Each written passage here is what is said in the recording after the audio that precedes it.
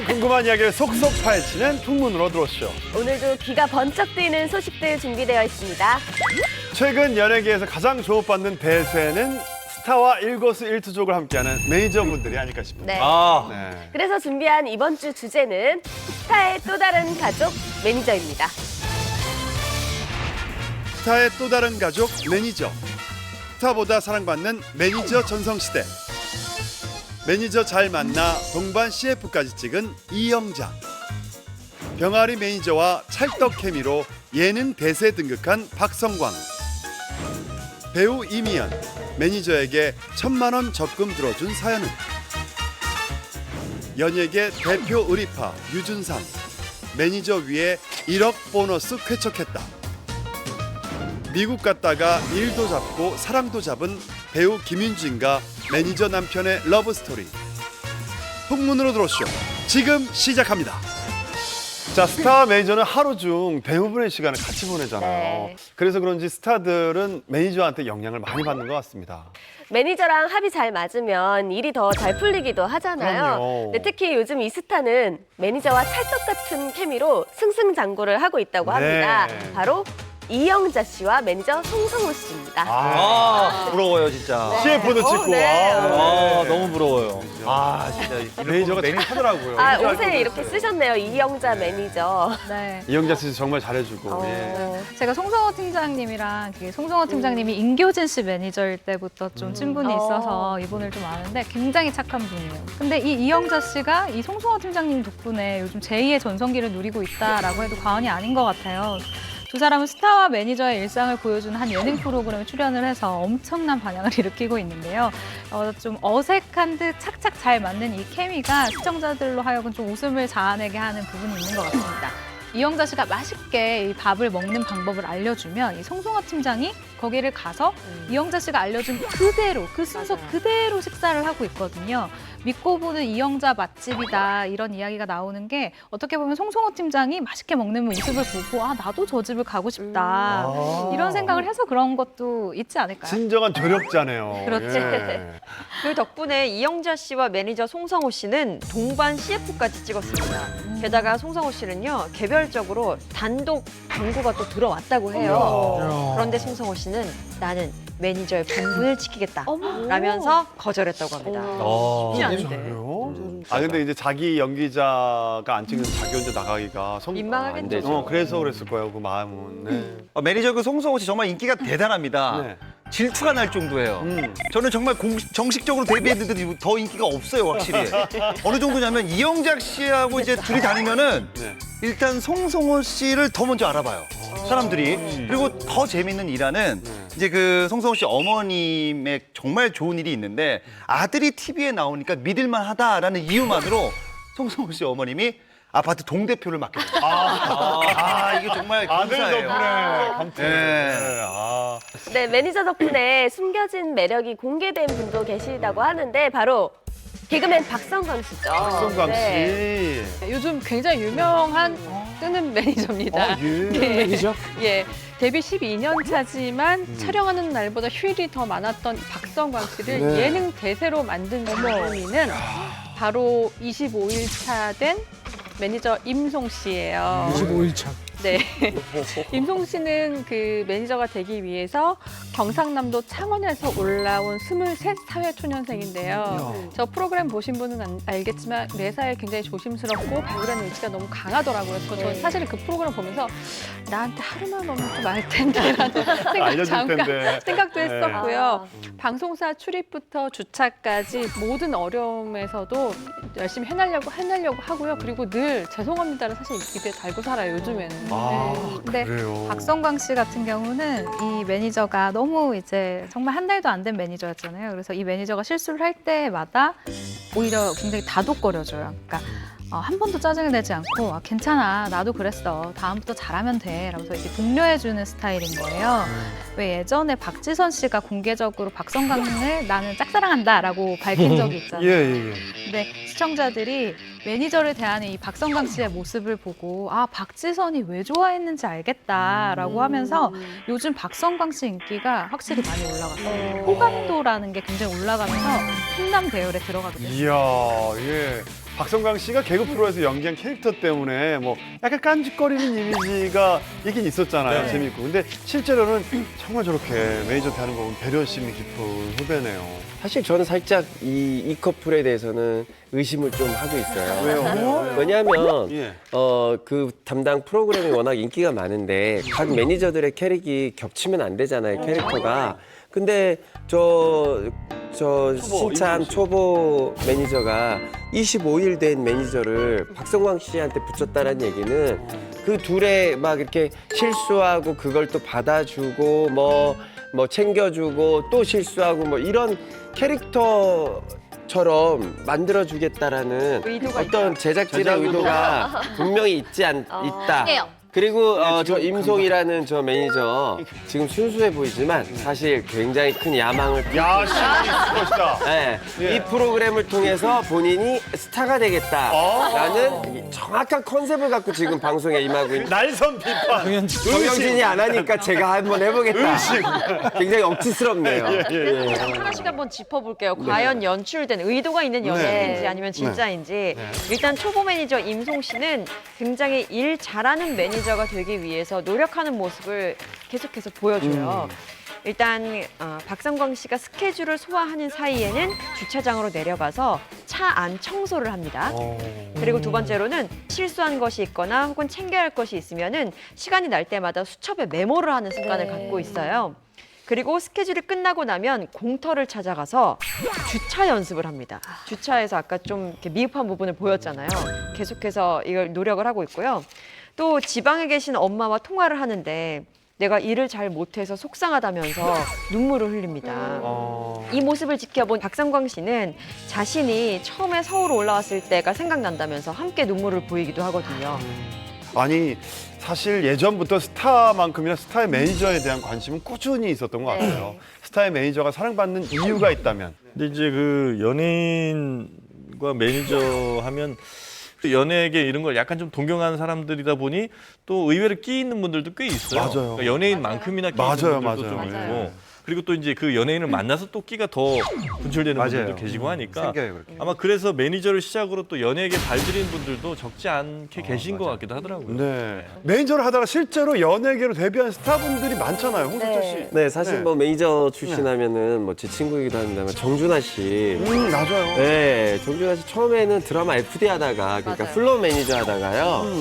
이휘재 씨 매니저 자리가 비어서 이휘재 씨 매니저를 하면서 일요일 밤에 그 당시에 인생극장 있잖아요. 예. 거기 출연했다가 지금의 정준하 씨가 됐다고 합니다. 근데 배우 중에서 또 매니저 출신이 계세요. 윤태영 씨는요, 배우를 하고 싶은데 집에서 너무 반대를 하신 거예요. 그래서 이재룡 씨의 로드 매니저를 하면서 돈을 벌었다고 합니다. 이재룡 씨. 네. 로드 윤태영 매니저. 씨가요? 네. 맨발? 진짜? 네. 집안에서 워낙 반대를 많이 하니까 본인이 이제 생활비를 벌기 위해서 로드 매니저를 하면서. 집안이 그렇게 재벌 집안이신데 더 반대할 수 있죠. 그러니까. 저분도 그러면 시작부터 어렵게 시작을 했네요. 예전에 저희 그 풍문쇼 MC이셨던 공영진 씨도 네. 이미숙 씨의 매니저를 3일간 아, 했다고 했었죠. 얘기를 했습니다. 사실 임창정 씨 같은 경우에도 과거에 한 1년 정도 배우 이병헌 씨의 매니저를 잠깐 했다고 알려졌는데요. 이게 그냥 지금 생각하는 그 개념의 매니저는 아니었고요.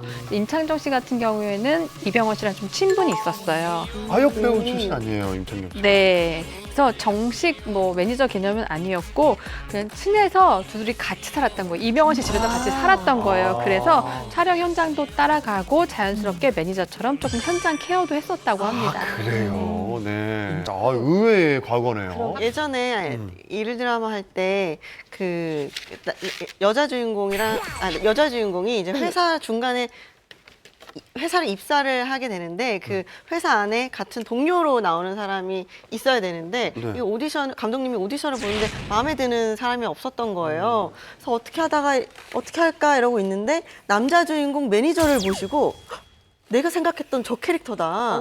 그래가지고 그분한테 제안을 한 거예요. 근데 자기는 내 배우가 주인공인데 내가 연기를 할 수가 없다라고 거절을 했는데 감독님의 여러 설득 끝에 결국 같이 드라마에 출연을 하게 된 거예요. 누구예요? 송재희 씨 씨가 있는데 송재희 씨 이제 그 매니저분이. 어머. 그래서 같이 드라마를 촬영을 하는데 주인공은 정작 오늘 촬영이 끝났는데 매니저가 촬영이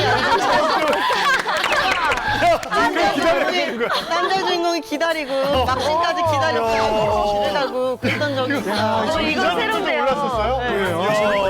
보통은 주인공 먼저 이렇게 촬영 끝내주잖아요. 매니저 기다리는. 네, 그랬던 적이 있어요. 정말 재밌네요. 스타 매니저는 사소한 일 하나까지도 함께 공유하는 사이잖아요. 네. 그렇다 보니까 가족보다도 더 돈독한 사이가 되는 경우가 많은 네. 것 같습니다. 네, 그래서 배우 이미연 씨는요. 네. 가족만큼 소중한 매니저의 미래를 위해서 통 큰 투자를 한다고 합니다. 네, 네. 그렇습니다. 꽃누나 이미연 씨는 매니저의 미래를 위해서 아주 특별한 선물을 한다고 하는데요.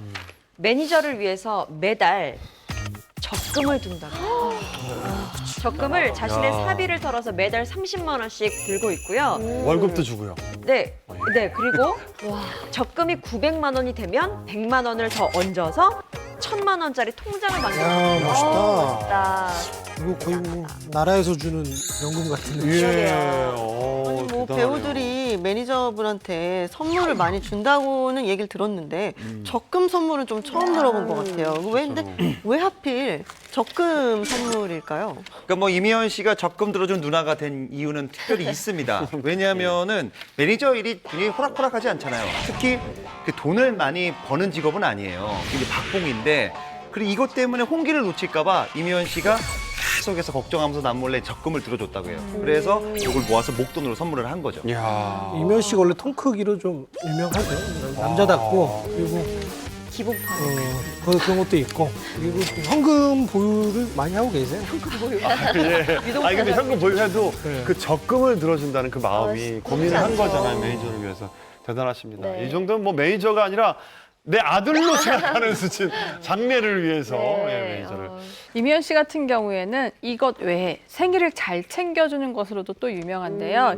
예를 들어서 그러니까 그동안 이미연 씨를 거쳐간 매니저가 한 10명 정도 된대요. 근데 그것도 모자라서 야, 나 스케줄표를 보고 나 이날 비니까 언제 생일 파티 할 수 있는지 빨리 정해달라고 미리 얘기를 하고요. 또 그렇게 파티를 하는 날에는요. 그만둔 매니저까지 다 부릅니다. 그러니까 나 떠나서 고생하는 거 봤지. 너는 계속 다시 일해야 들어와라. 된다. 뭐 이런 식으로. 하여튼 그만큼 전에 매니저한테까지도 신경을 쓰시는 거잖아요. 이미연 씨의 이제 매니저가 2015년에 결혼을 합니다. 네. 이때 이미연 씨가 통 크게 결혼식 비용을 다 지불합니다. 아, 쉽지 않은 일이거든요. 그거 정말 큰 일일 텐데. 네네. 자, 그 이유에 대해서 좀 알아보니까 이 매니저가 이제 2005년부터 같이 했단 말이에요. 10년 동안 같이 일을 했는데 이제 처음에 현장에서 같이 일할 때부터 같이 봤고 또 이미연 씨가 1인 기획사 옮길 때도 또 따라왔고 그리고 지금의 스타쉽 엔터테인먼트에 있을 때도 또 따라왔고 거의 매니저보다는 가족이라고 보시면 되겠죠. 네. 이렇게 선물로 마음을 표현하는 것뿐만 아니라 이분은 네. 매니저와의 의리 때문에 수억 원을 포기한 스타가 있다고 합니다. 아, 이 답답한 스타가 누굽니까? 누구시죠? 올고든 스타. 네. 바로 배우 유준상 씨. 그럴만해요. 이야. 유준상 씨도 이 매니저에 대한 애틋함이 있는데요. 자신이 몸담고 있는 이 나무 헥터스에 대해서 이렇게 이야기를 했는데 우리 회사 사장, 부사장은 내가 신인 시절 로드 매니저로 인연을 맺었다. 본인들의 운전도 하고 스케줄도 잡고 그렇게 그런 두 분이 나와 함께 고생을 했는데 무명 시절 드라마 스케줄이 딱 하나 있을 때부터 함께한 각별한 사이다라고 이야기를 했습니다. 네, 특히 유준상 씨는 이 매니저를 위해서 수억 원을 포기한 걸로 알려져 있는데요. 유준상 씨가 드라마 넝쿨째 굴러온 당신 정말 초이트를 쳤잖아요. 그렇죠. 이때 정말 인기가 높았었는데 드라마가 끝나고 나서 여기저기서 계약금 많이 줄 테니까 우리랑 계약을 하자라고 러브콜이 너무너무 많이 들어온 거예요. 근데 만약에 이때 소속사를 이적을 했으면 그 계약금, 그러니까 수억 원을 받을 수가 있었겠죠. 하지만 유준상 씨는 끝까지 매니저와의 의리를 지킵니다. 대단하십니다. 네, 유준상 씨의 이런 얘기는 의리 하나예요. 나와 진짜. 나와 어린 시절, 힘든 시절부터 동고동락한 이 사람들을 위해서 다 하자. 그래서 이 소속사 나무헥터스 사실 대표님이 더 유명하잖아요. 네. 김종도 대표라고. 네. 근데 이제 유준상 씨 일화를 굉장히 너무 이제 한참 오래전에 이 지났던 일도 되게 얘기를 많이 해요. 그 중에 하나 일화가 뭐냐면 유준상 씨가 전 직원을 위해 1억 원을 포기했어요. 네? 네. 이거 무슨 얘기예요? 그러니까 쏜 거예요, 한마디로. 그러니까 40여 명의 약간 그 직원들을 모두 위해서, 그러니까 회사에는 보면은 매니저도 있고, 뭐 홍보팀도 있고 되게 많잖아요. 그들 다 이렇게 연차별로 n분의 1을 다 해서 그들에게 다 직접적으로 봉투와 편지를 써서 줬어요. 네, 1억 원을 캐척했는데요.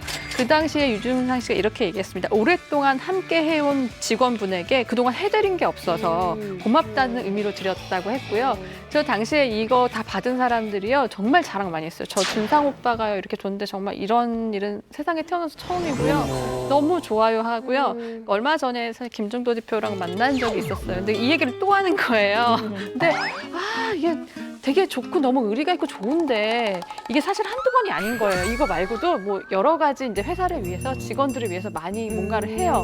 근데 그 얘기를 하시더라고요. 마지막 끝에 아니 그 은희도 있는데 와이프요 홍은희 씨 아니 이게 통이 너무 커서 내가 가끔 미안할 때가 있다라는 얘기를 합의되지 않은 쾌청. 이거 뭐 이제 홍은희 씨는 대충 예상은 하고 있었다라는 네. 얘기를 합니다. 왜냐하면 유준상 씨가 평소에도 이 직원들의 복지에 대해서 굉장히 관심이 많았대요.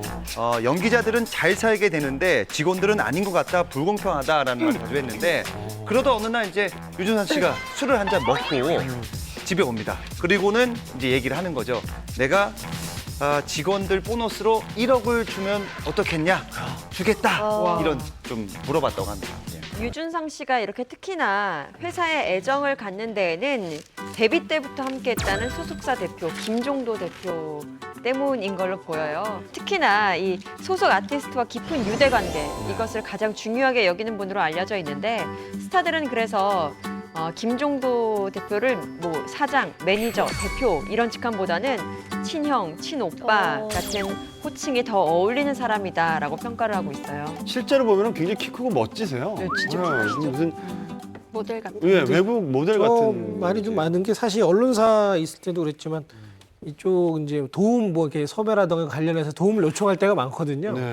참 안 도와주세요 언론사에서. 또 좋은 얘기할 줄 알았는데. 근데 이제 그게 아티스트 보호를 위해서, 그러니까 자기가 봐서 이제 도와줄 때는 도와주는데 이제 필요에 의해서 또는 이제 그럴 때가 있어 그런 걸 좀 많이 보더라고요. 배우를 먼저 생각하더라고요. 그래야죠. 회사의 입장이라든가 아니면 뭐 금전적인 뭐 이득을 이걸 먼저 따지지 않고 배우를 먼저 생각하고 나서 일을 처리하는 것 같아요. 그래서 저분하고 일하시는 분들은 오래 일하고 맞아요. 예, 네. 그런 경우가 많잖아요. 예. 특히 김종도 대표 같은 경우는 지난해 뜻하지 않은 교통사고로 세상을 떠나게 된 고 김주혁 씨와 아주 각별한 사이로 알려져 있죠. 두 사람 가고 고 김주혁 씨가 1박 2일에 출연할 때도 김종도 대표가 출연을 해서 남다른 우정을 공개하기도 했었고요. 2017년 10월에 더 서울어워즈에서 영화 공조로 생애 첫 나무 조연상을 받게 됩니다. 근데 이때 고 김주혁 씨가 이런 이야기를 하는데요. 무엇보다도 나에게 가장 큰 힘이 되는 분은 나무 액터스 김종도 대표다. 친형보다 더 형 같은 사람이다라고 수상 소감을 직접 남기기도 했습니다. 수상 소감만 들어도 서로에게 얼마나 소중한 사이였는지 그게 느껴져서 더 좀 마음이 아픈 것 같아요. 네. 김종도 대표가 곧 김주혁 씨만큼이나 그리워하고 아끼던 배우가 한 명 더 있었습니다. 고 이은주 씨인데요. 두 사람의 관계도 정말 남달랐고요. 사실은 이제 김주혁 씨가 떠난 뒤에 한참 몇 개월 후전, 그러니까 몇 개월 전인데요. 자신의 SNS에 이제 이은주 씨의 같이 함께해서 만나서 찍은 그 사진을 딱 이제 공개를 했어요. 공개를 하고 고 이은주 언제인지는 모르지만 꽤 오래전 은주랑 열심히 살았는데 은주 어머니께서 보내주신 쭈야와 나 보고 싶네 이놈 내일이네 보러 가지라면서 그리움을 달랬는데요. 얼마 전에 그 얘기한 바에 따르면 이제 무슨 이제 꽤 오랜 시간이 지났어요. 근데 조금 수목장이라고 할까요? 조금 다른 데로 더 좋은 곳을 조금 편안한 곳으로 올해는 좀 더 내가 내 숙제다 좀 은주를 좀 다른 데로 좀 하고 싶다라는 얘기를 했었어요. 네. 실제로 이제 김종도 씨와 그 소속사 이제 식구들은 매년 고 이은주 씨가 이제 안치돼 있는 경기도 일산 청화공원을 찾아서 추모식을 올리는 걸로 알려져 있습니다. 네.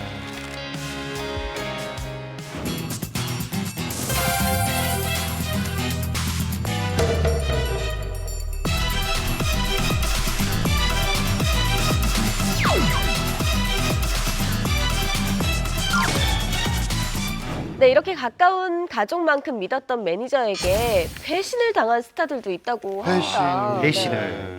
네, 이분은요 그야말로 믿는 도끼의 발등을 딱 찍혀버린 경우가 아닌가 싶은데요. 바로 손담비 씨의 이야기입니다. 손담비 씨는 한 예능 프로그램에 출연을 해서 늦은 시간 귀가해 생긴 영화 같은 일이라는 이야기를 밝혔어요. 바로 손담비 씨의 매니저가 손담비 씨의 물건을 몽땅 전부 다 도둑질해간 사건이었습니다. 진짜 매니저가 연예인의 물건을 도둑질해갔다라는 거. 아니요, 근데 어떻게 훔쳐간 거예요? 문을 따고 아니면 비밀번호를 알고 뭔가요? 후자인데요. 손담비 씨가 한창 인기가 많던 정말 바빴던 미쳤어 활동 시기였어요. 너무 바빠서 집에 방범 장치를 달 여유도 없을 정도로 정말 정신없이 일만 하던 시기였는데 일단 누군가에게 맡겨야 하잖아요, 이 관리를. 그래서 매니저에게 자신의 집 현관 비밀번호도 알려주고 또 모든 것을 다 그냥 일임한 채로 활동에 전념을 했다고 합니다. 그런데 어느 날 활동을 마치고 집에 들어왔더니 집에 아무것도 없어요. 정말 아무것도? 아무것도. 근데 이 매니저가 이분도 참 의지가 대단한 게 손담비 씨 집에서 물건을 훔쳐가려고 이삿짐 센터에 연락을 했대요. 진짜 그랬구나. 그래서 거기에 물건들을 다 실어서 정말로 도망을 간 거예요. 손담비 씨가 이렇게 얘기를 했어요. 우리 집에 있는 모든 걸 다 훔쳐갔다. 하나도 안 빼고 남은 건 빈 집이었다라고 표현을 하고요. 더 수치스러웠던 것은 옷장에 있는 그 속옷까지 모조리 다 들고 간 상태였다고 해요. 그건 좀 이상하다. 네. 이 매니저가 정말 더 대단했던 거는 손담비 씨의 집뿐만 아니라 이 사무실까지 노렸다는 거예요. 네. 유소영 씨가 그때 당시 같은 회사 소속사 아니었습니까? 그죠? 네, 제가 네. 이제 저희 회사에 손담비 씨 있었고 애프터스쿨을 이제 막 데뷔하려고 준비하고 있는 상태였는데 어느 날 갑자기 회사가 엄청 분주한 거예요. 이 얘기를 들어보니까 그 손담비 언니랑 같이 다니던 그 키 작은 그 매니저분이 한 명 있었는데 저희랑도 친했어요. 근데 되게 싹싹하고 저희한테도 되게 잘해주시고 되게 열심히 하신 분이었는데 그분이 다 가져갔다는 거예요. 회사에 있는 컴퓨터 뭐 이런 돈 되는 것들은 다 모조리. 어머. 그래가지고 한동안 회사가 좀 난리가 났었고 또 이제 저희도 좀 약간 저희한테 신경을 못 썼던 시기가 있었죠. 그리고 또 약간 이게 좀 새 나갈까봐 좀 쉬쉬하는 것도 있었어요. 친구 뭐 하고 그러니까 말고 이게 막. 시작은 나진 않았잖아요. 나 전혀 처음 듣는 뭔가 얘기예요. 네. 또 이게 입이라는 게 이게 말이 와전될 수가 있으니까 이게 좀 여가수고 그러니까. 좀 쉬쉬하는 것도 좀 있지 야, 않을까. 아니 이게 너무 황당한 일인데. 무서웠을 것 같아요. 그렇죠. 어느 날 집에 들어갔는데 내 짐이 속옷까지 아무것도 없다. 이거는 어땠을 것 같아요, 만약에? 그런 분은 제가 있을 때도 그렇게 할 수 있는 사람이잖아요. 그것도 무서울 것 더 같고. 신기한 건 그렇게 보이지 않던 사람이 그렇게 하니까 헉, 그 사람이? 약간 이런 뒤통수 약간 맞은 느낌? 근데 손담비 씨는 계속 붙어 다녔던 매니저였는데 더 저희보다 더 충격이었을 것 같아요. 근데 도대체 이유가 뭐랍니까? 이 일을 그러게요. 저지른 이유가. 네, 나중에 들어보니까요. 네. 도박빚의 호덕이었던 거죠. 그래서 나중에 잡기는 잡았어요. 손담비 씨 말에 따르면 나중에 매니저를 잡았지만 이미 물건은 다 팔려 나간 뒤라서 하나도 찾지 못했다라고 얘기했습니다. 자, 정말 황당한 일이네요. 보통 연예인과 매니저 사이는 뭐 계약이나 정산 같은 금전 문제로 틀어지는 경우가 많지 않습니까? 네. 이분들은요 믿었던 매니저에게 무려 50억 원의 사기를 당한 분들입니다. 50억? 바로 윤미래, 타이거 JK입니다. 사실 윤미래 씨는 아주 어린 나이에 데뷔를 했잖아요. 그래서 이전에도 이미 소속사 측과 문제가 있었다고 해요. 그래서 윤미래 씨는 첫 번째 사기는 어릴 적에 아무것도 모르고 한 계약이었기 때문에 그때는 그냥 넘어갔는데 이번에 당한 사기는 믿고 좋아하는 사람들과 함께 한 건데도 그 사람들에게 사기를 당했다. 라는 것에 좀 더 고통스러웠다고 설명했습니다. 네, 심지어 이 50억 사기 사건 타이거 JK 씨는 이렇게 얘기를 하는데요. 심지어 계획 사기였다. 눈앞에서 당했다라고 덧붙였어요. 예전부터 알던 매니저들이 함께 음악을 해보자라고 하면서 회사를 만들자고 한 거예요. 근데 여기에 괜찮다. 우리가 우리의 음악을 만들어 보자라고 동의를 해서 그들과 활동을 시작하면서 이제 본격적으로 문제가 만들어지기 시작하는 건데 두 사람 다 일을 하면서 정산을 제대로 받지를 못했다라고 합니다. 타이거 JK가 이제 정산에 관해서 물어볼 날짜들이 대충 다가오잖아요. 그래서 물어보면 그들은 이렇게 얘기를 했대요. 아니, 오히려 투자를 해서 로비를 해서 널 껴놓은 거다라고 얘기를 하면서 정산을 해줄 게 없다라고 이야기를 했대요. 그리고 그 다음번에 또 정산에 대해서 이야기를 하려고 또 마음을 먹고 이제 해야지라고 마음을 먹어서 가려고 하면 갑자기 또 해외 스케줄을 잡아버려서 그 기간 동안 또 그냥 후다닥 또 지나가고 공연 준비를 하게 만드는 거예요. 그러니까 그런 식으로 계속 정산을 받지 못하게 이야기를 꺼내지도 못하는 수법을 계속해서 썼다고 합니다. 조금 부연 설명해드리면 타이거 JK 씨가 이제 활동 굉장히 활발하게 했잖아요. 그래서 이제 어쨌든 뭐 정확히 얼마 들어온지 모르지만 그래도 꽤 들어왔을 것 같아서 진짜 좀 제대로 앉아서 한번 얘기를 한번 해보자 이렇게 하려고 그러면 무조건 멀리 자꾸 스케줄을 잡는다는 거예요. 타이거 JK 씨 같은 경우는 자신이 약속된 무대에 안 나가는 거는 자기 철학에 절대 있을 수 없는 일이라는 거예요. 그러니까 만약에 관객들이 5명이 됐든 20명이 됐든 나를 기다리고 있으면 거기를 안 갈 수는 없다고 생각을 한다는 거예요. 돈을 하나도 못 받아서. 네. 그걸 이용한 거잖아요. 그렇죠. 그 그러니까 마음을. 그래서 뭐 정산 얘기하면 제대로 하려고 하면 이런 식으로 해갖고 20년 동안 이게 쌓이고 쌓여서 나중에 이제 알게 된 게 한 50억 정도 되는 돈을 밝혀낸 거죠. 그 이게 일을 계속했는데 정산이 안 된다라는 게 이게 가능한 겁니까? 그러게요. 그러니까 사실 뭐 타이거 JK 씨 같은 경우는 뭐 계약을 할 당시에 그렇게 뭐 정산에 대해서 신경을 안 썼대요. 왜냐면 뭐 믿을 만한 사람하고 하기 때문에 알아서 챙겨주겠지라는 생각을 갖고 시작을 한 거예요. 근데 이런 일이 생길 줄 전혀 몰랐던 거죠. 근데 이제 정산이 계속 안 되다 보니까 너무 돈이 없으니까 찾아갔대요. 한번 찾아가서 나 월급제로 좀 바꿔달라. 한 달에 150만 원만 좀 달라라고 했는데 그 정도로 없었어요? 네, 근데 회사에서 거절을 했다고 합니다. 어머. 그래서 이제 타이거 JK 씨가 사무실에 한번 간 거죠. 그래서 확인해 봤는데 운빨이 대박이 난 거예요. 그리고 억대 광고 계약도 들어오고. 그런데 이 매니저들이요, 타이거 JK의 사인을 연습해서 명의를 도용했고 행사나 광고 계약을 임의로 한 거예요. 심지어는 두 부부의 아들인 조단의 인감까지 훔쳐가서 사기를 치는데 문제인데 완전히. 네. 와, 대박. 이 일로 타이거 JK 씨는 5천 원만 남은 상황이 됐다고 합니다. 그리고 여기서 더 충격적인 거는요. 이 사기를 친 그 사람들이 자신들이 거짓말한 내용이 자기들끼리도 좀 헷갈릴까 봐, 잘 모를까 봐 메신저에다가 사기친 내용을 정리를 해놨다고 해요. 거기다가 이런 내용도 있었대요. 빨리 얘 이미지 나쁘게 해서 버리자 라고 말까지 써놨다는 거죠. 이 사실을 확인한 타이거 JK는 결국 변호사를 찾아갔지만 이때 아버지께서 암에 걸리셔서 또 투병 중이셨고 경관원 생활하면서 고소를 미루게 됐다고 합니다. 이제 이 사기를 당한 타이거 JK 윤미래 부부는요, 결국에는 아파트에서 쫓겨날 뻔도 했어요. 굉장히 정말 쫓길 대로 쫓긴 거죠. 근데 이후에 아버지가 돌아가셔서 정말로 두 부부에게는 정말 시련이 닥친 거죠. 그래서 윤미래 씨는 그 충격에 마이크까지 내려놨고요. 근데 얼마 전에 12년 만에 단독 콘서트를 처음으로 열었어요. 예. 제가 이 현장에 있었는데요. 윤미래 씨 콘서트였는데 조금 있다가 타이거 JK 씨가 나왔어요. 근데 두 부부가 너무 행복해 보이는 거예요, 그 자체가. 그리고 정확히 이 50억에 대한 내용은 언급하지 않았지만 윤미래 씨가 이런 말이에요. 우리 너무 힘들었어요, 사실. 그리고 이 12년 동안이라는 기간 동안 날 기다려주고 여기 객석을 메워준 여러분들 너무 감사해요. 사실 저는 조단이 엄마로만 살았었는데 너무 좋아요 라고 하면서 약간 우리가 안 좋은 일도 사실 있었다라면서 약간 살짝 그 얘기에 대한 언급을 했어요. 야, 몰랐어요. 근데 이런 전혀. 진짜 네. 어떻게 이건 정말 가까운 사람들이 어떻게 이런 일을 할 수 있나요? 잡아주고 싶어요, 제가. 그러니까 이런 사건을 겪으면 사람을 누가 어떻게 믿겠어요. 예. 지금은 내가 얼마 전에 그 햇빛 투게더에서 만났는데 타이거 JK 씨가 이제 전면에서 네. 경영을 하시고 네. 그런 걸로 나섰죠.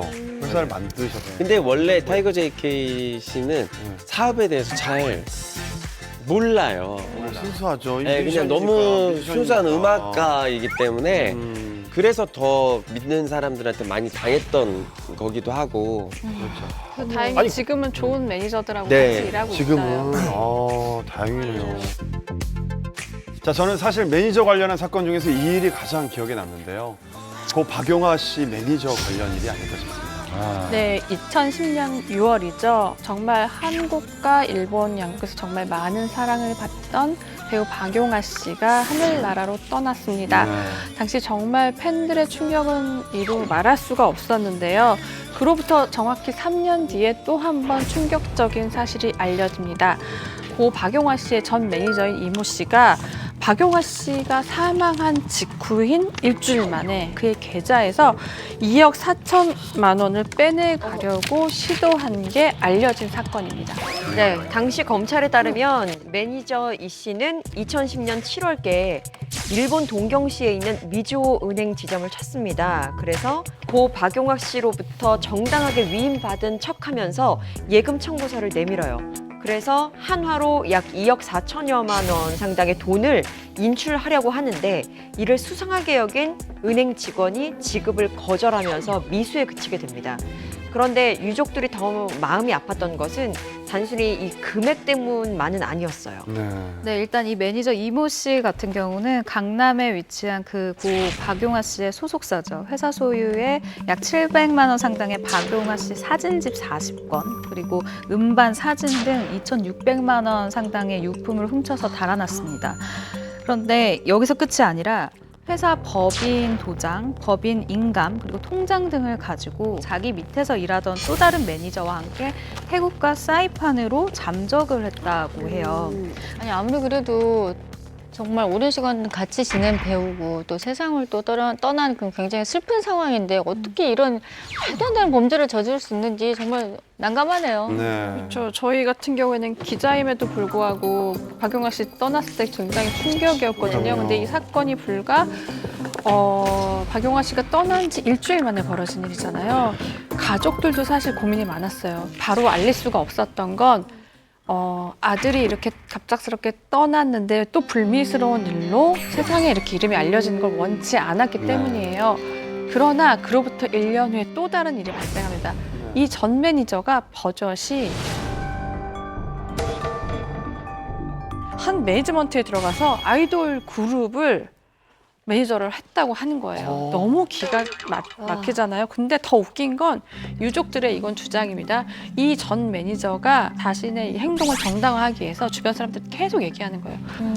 그 유족 측이 난 정당하게 다 받고 해온 돈인데 이걸 내가 갈취했다. 이런 식으로 너무 소문을 내서 힘들다라고 얘기를 말도 안 되게 얘기한 거예요. 심지어 나를 괴롭히고 있다라고 주장을 한 거예요. 결국에 사건이 일어난 지 1년 뒤죠. 2011년 11월 유족들은 검찰에 진정서를 냈고요. 2013년 2월에 기소가 됐고 이후 매니저에 대한 재판이 이루어졌습니다. 이 씨는 그 검찰에서 자신의 혐의에 대해서 이렇게 얘기를 합니다. 나는 그 돈을 인출할 권리가 있으며 박용화 씨의 유품은 생전에 정이 있어서 그리운 마음에 가져간 것이다 라고 말을 하면서 범죄를 인정하지 않았어요. 하지만 2014년 2월 13일 오전에 열린 항소심 선고 공판에서 원심을 깨고요. 징역 8개월에 집행유예 2년을 선고합니다. 그럼 그분은 이제 매니저 활동은 아예 못하는 거죠? 네, 지난 2014년 1월에 전 매니저 이 씨는 연예계에서 아예 퇴출이 된 상태입니다. 한국 연예 매니지먼트 협회는 고 박용화 씨의 전 매니저인 이 씨에 대해서 채용 금지를 의결을 했어요. 관계자가 전한 바에 따르면 일단 이 씨는 사회적 물의를 일으켰고 업계 종사자들에게 큰 상처를 남겼음에도 재판이 진행 중인 당시에 또 모 엔터테인먼트 회사에서 매니저로 일을 하고 있었었고 또 이 씨는 징역형 후에도 일본 등지에서 연예 매니저로 활동할 가능성이 크다고 보고 있어요.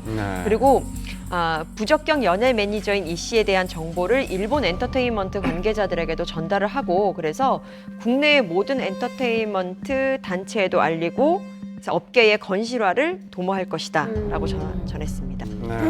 제대로 반성을 하면서 과연 살 수 있을까 이 사람이. 근데 저는 이거 듣고 너무 안타까웠던 게 제가 그 박용화 씨가 생전에 했었던 인터뷰를 그가 세상을 떠난 후에 잡지 인터뷰였는데 한참이 지난 후에 제 집에 있는 잡지를 이렇게 쓱쓱 봤었어요. 같이 하는 매니저에 대해서 굉장히 애정을 나타내는 그리고 굉장히 신뢰를 나타내는 그런 이야기를 했었거든요. 근데 그런 사람이 박용화 씨에게 2번 상처를 주는 거잖아요. 그래서 나중에 그 글을 읽는데 정말 착잡하더라고요. 네, 매니저 때문에 물질적, 정신적 피해를 본 스타가 있는가 하면 네. 매니저 때문에 아예 한국을 떠난 스타도 있다고 합니다. 어떤 일이 있었던 건가요? 네, 바로 배우 유민 씨 이야기인데요. 유민 씨는 지난 2001년에 데뷔 후에 정말 드라마뿐만 아니라 각종 예능에도 출연을 하면서 대중적인 인기를 정말 크게 누리는 스타였어요.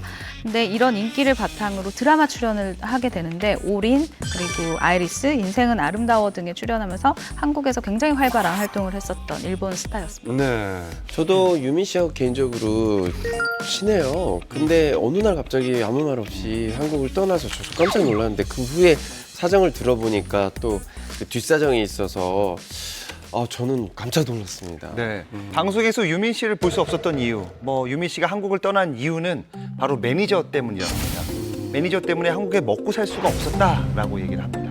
매니저가 뭘 어떻게 했길래 먹고 살 수 없었다는 표현까지 쓴 거죠? 그냥 말 그대로 먹고 살기 힘든 지경까지 내몰았다라고 보면 되겠는데요. 당시 유민 씨가 받은 월급이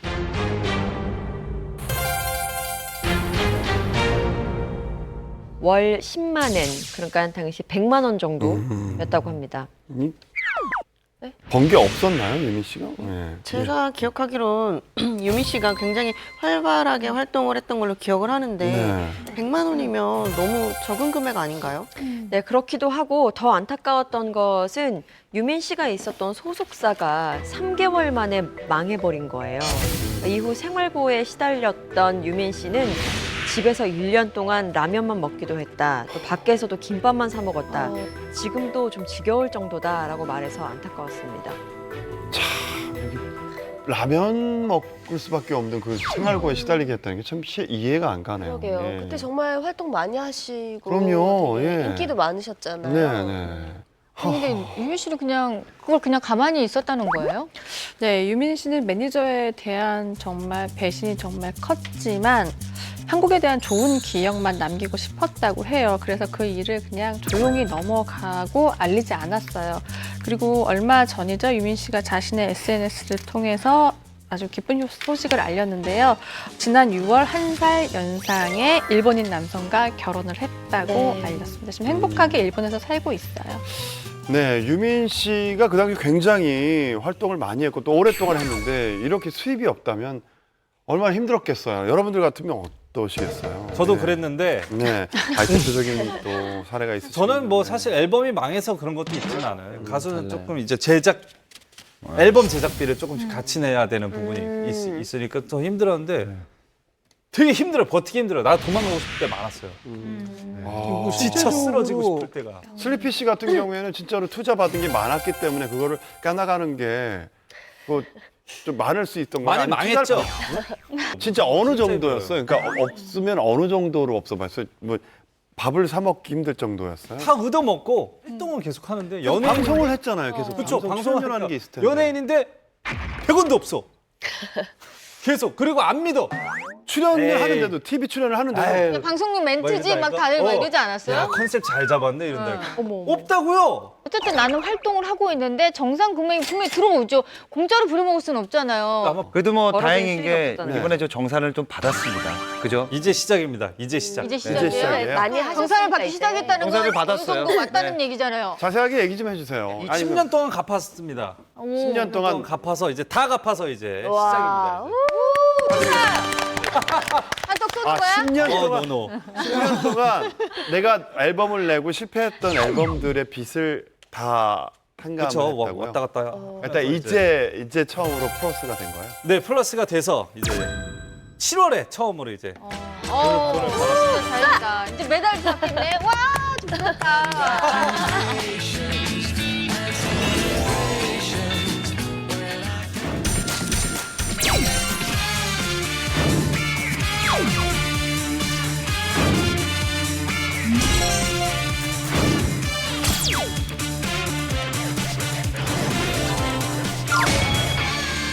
네, 오랜 시간 함께한 매니저와 가족처럼 지내는 스타가 있다면 박성호 씨처럼 진짜 가족과 일하는 스타들도 있는데요. 있죠. 네. 네, 바로 데프콘 씨인데요. 데프콘 씨 같은 경우는 내가 성공하면 너에게 외제차를 사주겠다라는 아주 달콤한 말로 동생을 꼬셔서 이제 매니저를 만들었다고 합니다.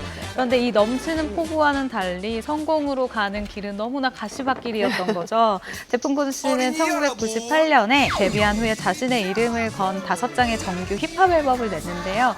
그 평단의 평가도 좋고 매니아 팬들이 많았지만 대중적인 인기를 끌지는 못했었어요. 소위 잘 나가는 연예인이 아니라 비인기 가수의 매니저였기 때문에 데프콘 씨의 동생은 굉장히 고충이 많았었다고 해요. 일단 먼저 찾아주는 사람이 없다 보니까 직접 발품을 팔아서 일일이 사람들을 만나면서 데프콘 씨에 대해서 홍보를 했어야 됐고 새 앨범 나오면 그에 맞춰서 또 마케팅을 또 스스로 했어야 됐기 때문에 굉장히 힘들었는데 그래서 데프콘 씨는 이 여기에 대해서 늘 미안한 마음, 뭔가 빚진 마음을 동생에게 갖고 있었다고 하고요. 자신이 잘 안 되니까 동생에게 병이 생겼다. 너무 많이 걸어다니고 돌아다니니까 잘 걷지 못하게 됐다. 지금도 걸음걸이가 편치 않다라면서 안타까움을 자아내기도 했습니다. 네, 데프콘 씨는 동생을 얘기할 때마다 나를 위해 청춘을 다 바친 아이라면서 애틋한 마음을 남다르게 이렇게 표현을 했는데요. 그 제일 좋은 나이에 나만을 위해서 모든 것을 다 바친 동생에 대한 고마움을 이렇게 표현한 것 같아요. 그런데 동생 역시 데프콘 씨한테 미안한 마음을 갖고 있다고 합니다. 어느 날 동생이 데프콘 씨한테 형이 나 때문에 잘 안 되는 것 같아. 내가 형에게 걸림돌이 되는 것만 같아라고 얘기했다는 거예요. 둘이 이 얘기를 듣고 정말 펑펑 울었대요. 진짜 눈물 엄청. 네. 정말 죽을 것 같아. 그렇지 네. 큰 메이저 회사를 그러네요. 갔는데도 형이 나하고 하느라고 동생 입장에서 또 그래서 힘들었던 아이고, 시절을 그러니까. 이렇게 고백을 했는데요. 그때 내가 조금만 더 잘 됐더라면 내 동생이 이렇게까지 생각하지 않았을 텐데 라면서 조금 동생한테 미안한 마음을 좀 드러냈다고 해요. 제가 이제 그 데프콘 씨하고 같이 라디오를 오래 해서 매니저도 봤는데 매니저라고 생각을 못할 정도로 형제 지간이었어요. 되게 장난도 많이 치고 되게 잘 챙기는 그런 모습이었는데 형제 지간이잖아요. 네네. 그러니까 황영진 씨가 오해하신 거네요. 예, 제가 오해했나 봐요. 보잖아요. 근데 친형제였군요. 형제였군요. 이렇게 그 일이 안 풀릴 때마다 이제 동생에 대한 미안함이 되게 커졌다고 그래요. 예. 그래서 이제 해결책을 찾기 위해서 데프콘 씨가 점집을 갔어요. 점집에 가서 이제 무속인이 딱 그 얘기를 듣는 거죠. 근데 무속인이 딱 이 얘기를 해요. 그 머리를 풀고 머리를 깎아라. 그 얘기를 듣고 데프콘 씨가 고민도 없이 바로 말을 듣습니다. 머리를 풀고 머리를 깎으니까 그때부터 일이 슬슬 잘 풀렸다고. 그 점집이 어딥니까? 어떻게 알아요? 소개시켜드리겠습니다. 만약에 그 어떻게? 홍석천 씨처럼 머리를 빡빡 깎아라. 그럼 깎을 겁니까? 데프콘 씨가 잘 밀죠. 됐잖아요. 다시 자라는데 머리는. 네, 데프콘 씨에게 전성기를 안겨준 은희는 무속인이 아니라 바로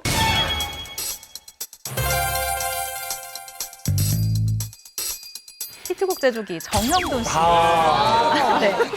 정형돈 씨는 2012년도 무한도전 가요제에 출연을 해서 형돈이와 대준이라는 팀이었어요. 근데 이 팀이 올림픽대로라는 곡을 히트시켰고 또 안 좋을 때 들으면 더 안 좋은 노래 이 노래도 히트를 시켰었잖아요. 아름다운 이별 노래 듣지 마. 네가 그 노래의 주인공 같겠지만 아니 이 노래가 네 노래야 듣죠. 너무 재밌어. 이게 1위 후보까지 갔을걸요? 맞아요. 1위 후보까지 갔어요. 아 그래요? 음악방송 네. 1위 후보까지 갔어요. 1위 못했고. 저 사채업자처럼 가방 들고 나와가지고 있어. 그래서 컨셉이 너무 웃겼어. 사실 이때가 정말로 절박했던 상황이었다고 해요. 정말 데프콘 씨가 일이 너무 안 돼서 동생인 그 매니저가 형의 매니저를 그만두고 싶다라고 털어놓았던 그런 상황이었는데 데프콘 씨가 이번이 정말 마지막이다라는 심경으로 형돈이와 대준이 앨범을 작업을 하게 된 거고 정말 하늘이 도왔는지 앨범에 성공했다라고 나중에 기쁨을 감추지 못하고 이야기한 적이 있습니다. 네, 데프콘 씨는 환상의 파트너 정영돈 씨를 만나 그 아이돌 프로그램 MC도 함께 맡으면서 예능인으로 큰 활약을 하게 됩니다. 데프콘 씨가 이제 예능에 딱 자리를 잡은 건 바로 2%가 아닐까 생각합니다. 나 혼자 산다. 거기서 이제 고양이 캐릭터를 좋아하고 정말 뭐랄까 좀 약간 순수한 모습으로 힙합 비둘기라는 명칭을 얻게 됐는데 근데 갑자기 이렇게 큰 사랑을 받았던 프로그램 나 혼자 산다를 하차하겠다는 뜻을 밝힙니다. 그 이유는 바로 동생 때문이라고 해요. 동생의 건강이 나빠져서 같이 살면서 동생을 챙겨야 한다라고 하면서 하차 이유를 밝혔습니다. 실력파 가수 소양 씨의 매니저는 아주 특이한 분이시라고 해요. 특이한 분이요? 네. 소양 씨 혹시 누군지 감이 오시나요? 옆집 아저씨? 옆집 아저씨. 그건 뭔가요? 소양 씨의 매니저분은 전 너무 불편할 것 같아요. 바로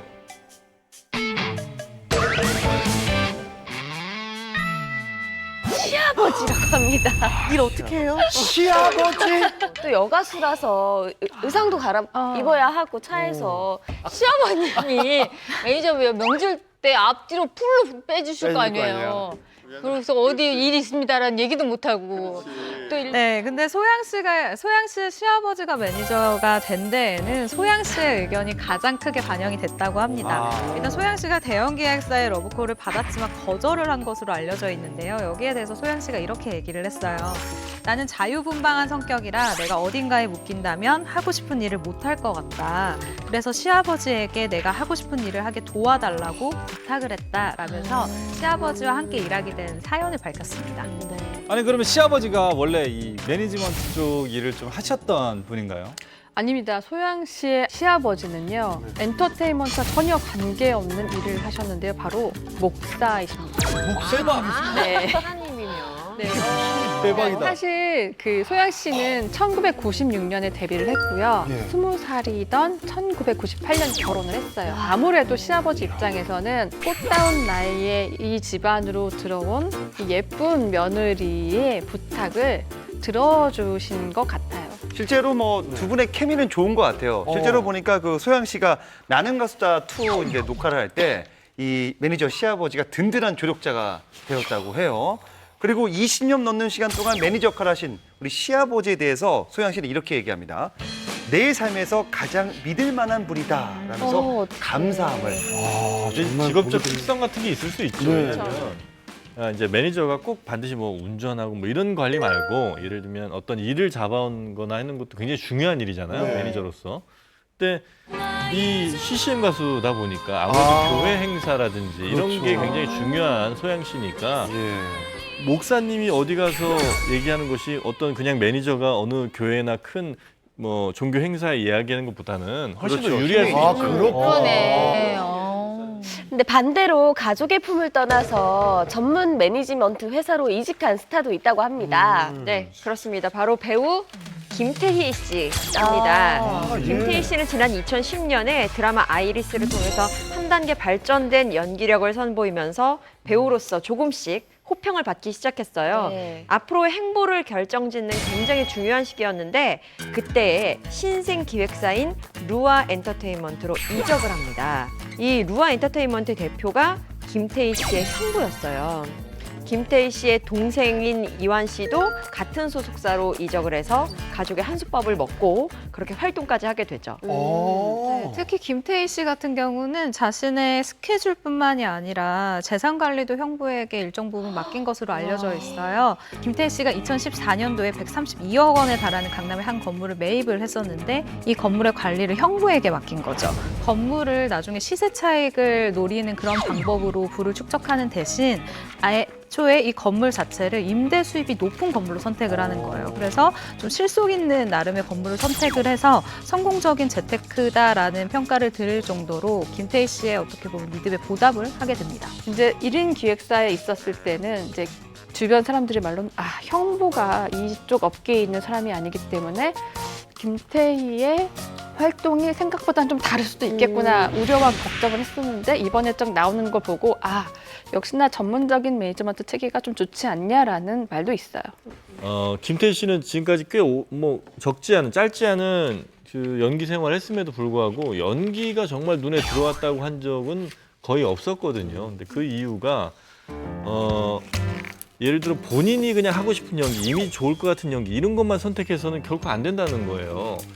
정말 내가 망가지거나 무너지거나 뭐 이런 등등의 여러 가지 연기를 이제 경험을 해야 뭐 거기에서 이제 자기의 진짜 연기도 나오고 뭐 이렇게 되는 건데 너무 이미지 관리를 한다거나 아니면 가족 경영을 함으로 해서 내가 하고 싶은 것만 골라 한다거나 이렇게 될 때는 스스로에 대한 발전이 오히려 더 저해될 가능성이 좀 있다는 거죠. 이미지 관리는 잘 될 수 있으나 그렇게 되면 뭐 쉬운 말로 그냥 정말 스타는 되지만 배우는 되지 못하는 이런 일이 이제 발생할 수밖에 없다는 거죠. 그러니까 몸에 좋지만 쓴 약을 먹일 수 있는 그런 그 매니지먼트가 필요하다. 예. 네, 김태희 씨는 최근 형부가 운영하는 그 가족 경영 소속사를 떠났고요.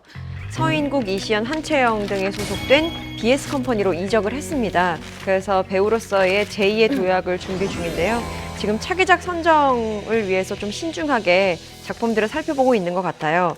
다시 한번 전성기를 누릴 수 있을지 주목이 됩니다. 네, 24시간 365일을 같이 붙어 지내다 보니까 가까워질 수밖에 없는 스타와 매니저인데요. 네, 그래서 그런가 이 사랑에 빠지는 커플들도 있다고 합니다. 그렇죠. 스타 매니저 커플의 대표적인 예가 있을 것 같아요. 바로 가수 장혜진 씨인데요. 맞아요. 네.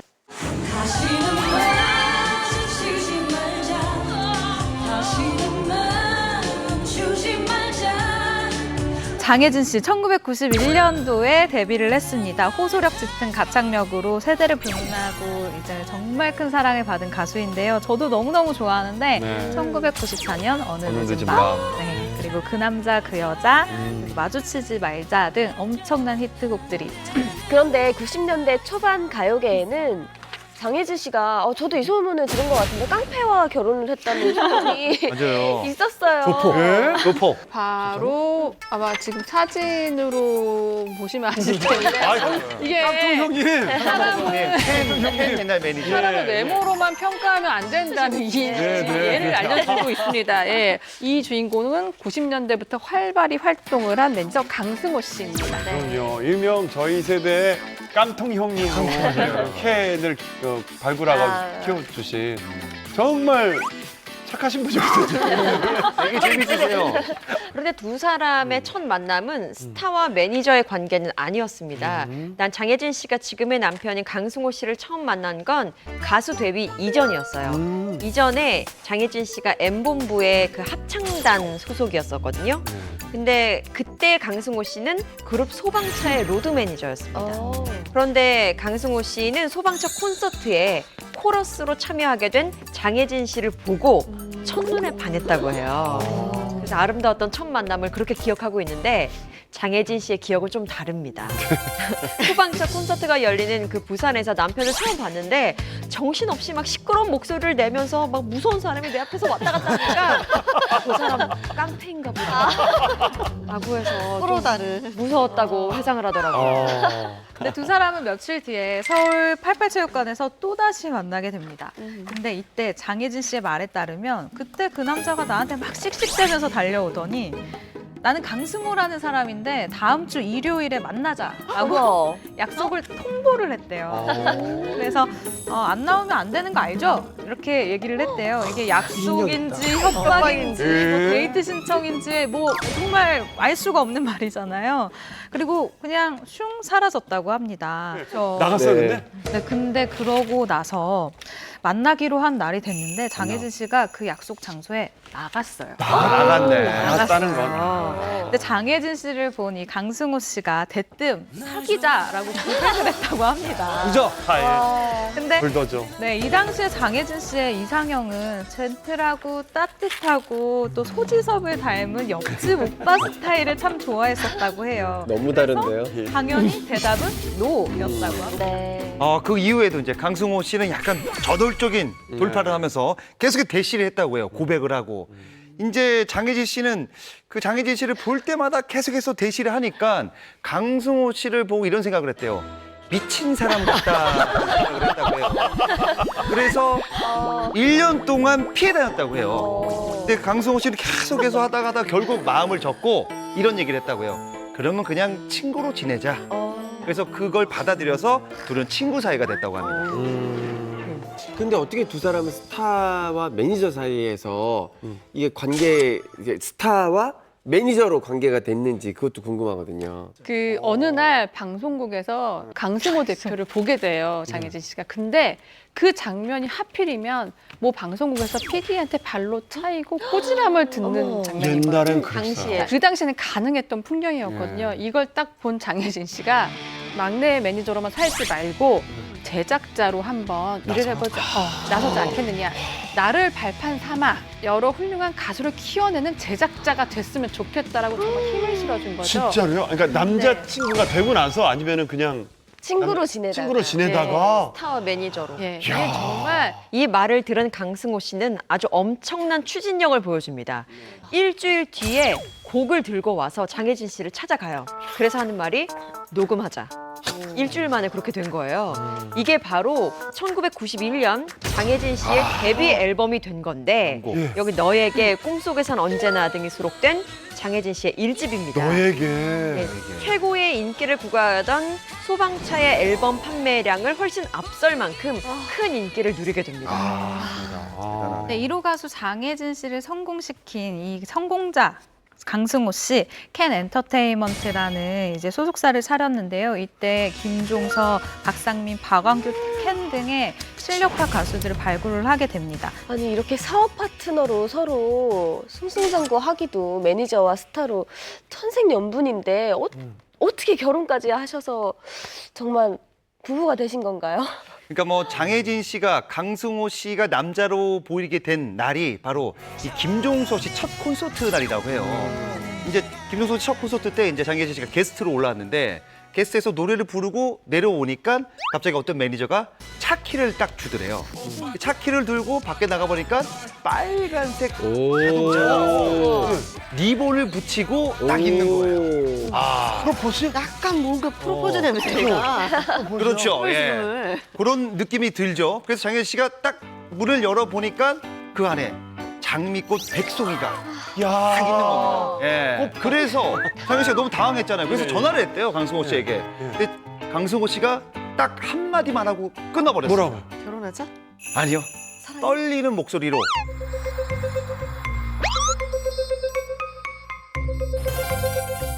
같이 살자니까. 같이 살자니까 하고 딱 끊었대요.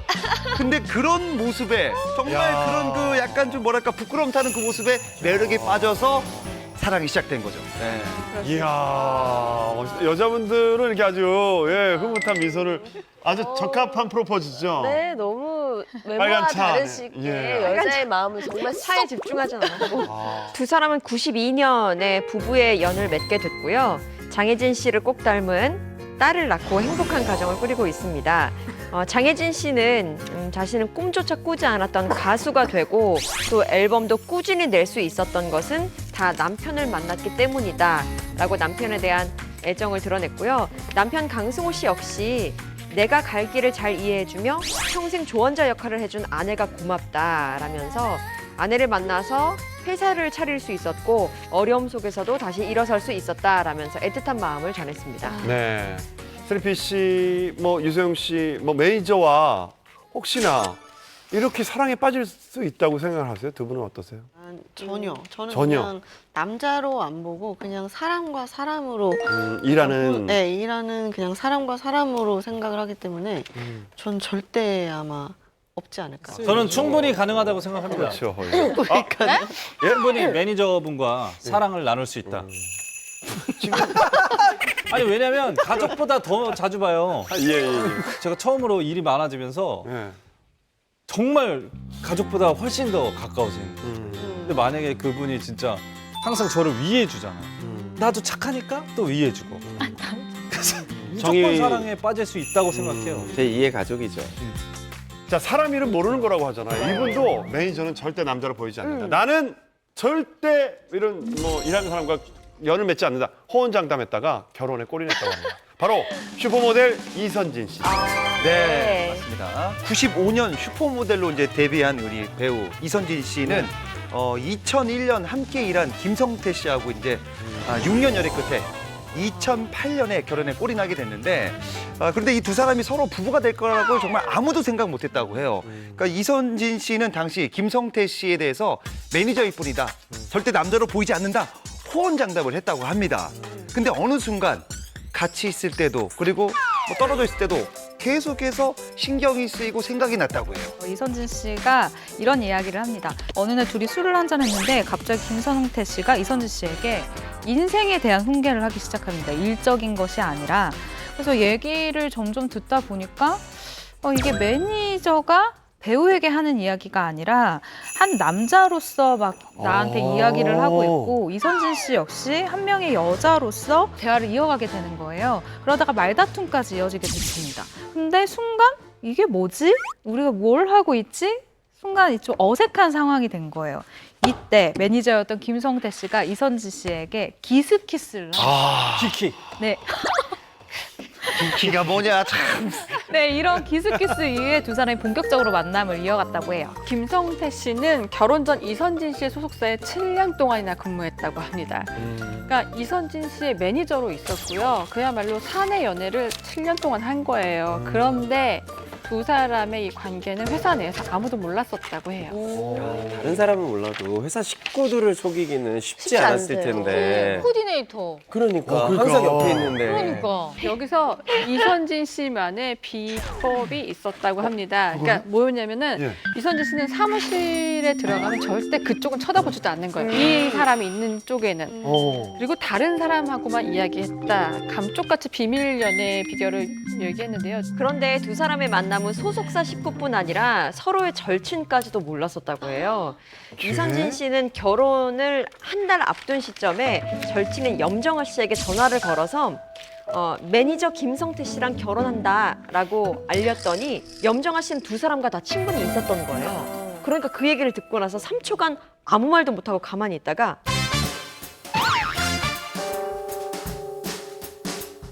장난해? 장난해? 라고 물어봤다는 거예요. 또 류진 씨 같은 경우에는 두 사람의 결혼 소식을 듣고 정말 배신감을 느껴서 결혼식 사회 못 봐주겠다라고 할 정도로 굉장히 충격이 컸다고 합니다. 그만큼 철저하게 그렇게 비밀 연애를 했던 거예요. 근데 정말 가까운 친구들은 배신감을 느낄 수도 있어요. 그러니까 서로 너무 티를 안 내니까. 네. 왜 일부러 비밀 연애를 하신 건가요? 일단 서로의 그 일에 방해될까봐 일단 얘기를 안 한 거고 나중에 시간이 지나면 얘기를 하자라고 했는데 이게 완벽한 비밀 연애가 된 거였죠. 네. 그러니까 매니저가 집에 데려다 주니까 아무도 누가 없이. 이상하지도 않고. 그렇죠. 그렇잖아요. 매니저가 아침에 거기서 당연한 거고. 뭐 짐 갖고 나와도 뭐 이상하지 않은 거고. 이 사람들이 아주 대단하신 분들이네요. 근데 그 매니저분과 결혼하면 수익 분배를 어떻게 해야 됩니까? 계약서 씁니까?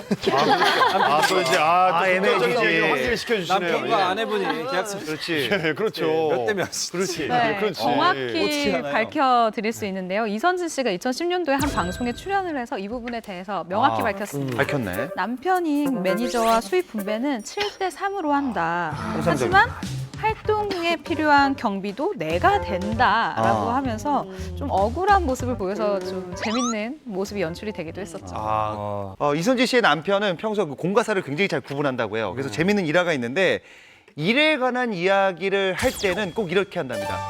매니저 입장에서 얘기하는 거야. 이렇게 얘기하면서 얘기를 한대요. 왜냐하면 이게 혹시라도 잔소리처럼 들릴까 봐 매니저 입장에서 얘기하는 거야 라고 얘기를 하고 시작을 한다고 합니다. 아니 근데 이거 매니저 남편의 장점이라고 얘기해야 되는지 단점이라고 얘기해야 되는지 좀 약간 애매하지 않아요?